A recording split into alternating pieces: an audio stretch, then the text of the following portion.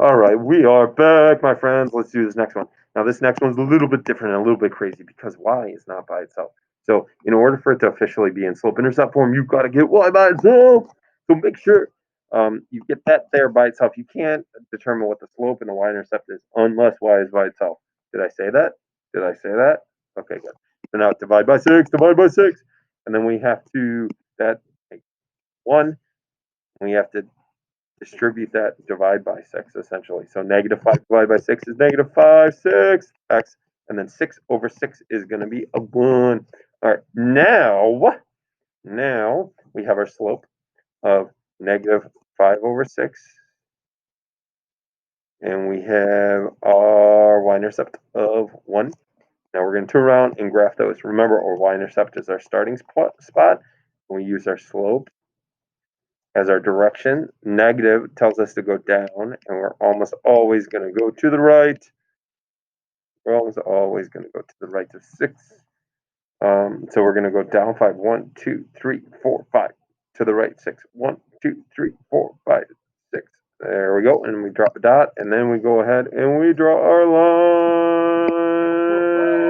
What? All right, so there's our line using slope and step form. Now do this again. We can kind of reverse it. We can take a look at the graph and we can determine the parts of the slope intercept form from the graph. We can actually look at the graph and we can count the slope. 1, 2, 3. That was up 3. It's going to be a positive 3. 1, 2, 3, 4, 5. To the right 5. That's going to be a positive 5. Rise over run.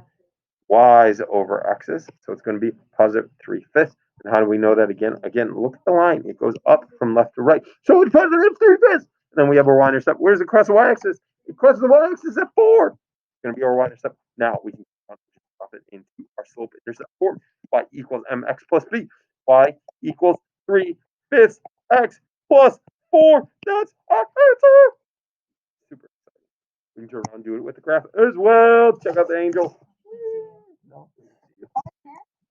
Hello. Oh, the devil's coming, so watch out. Here comes the devil. What the devil? Okay, now, here we go. Now we're going to have to find points on this line so that we know where to graph. Look, we have a nice y-intercept 4. We need another point so we can find this. Oh, that looks like a nice clean point. So down 1. Down is negative. To the right 1, 2, 3. 3 is to the right is positive, so it's going to be negative 1/3. Go ahead. Drop it into our formula, right? Y equals mx plus b, where that is our m, that is our, drop it in, there you go, boom. All right, here we go. We have a slope of 2 and a y-intercept of 0, negative 6.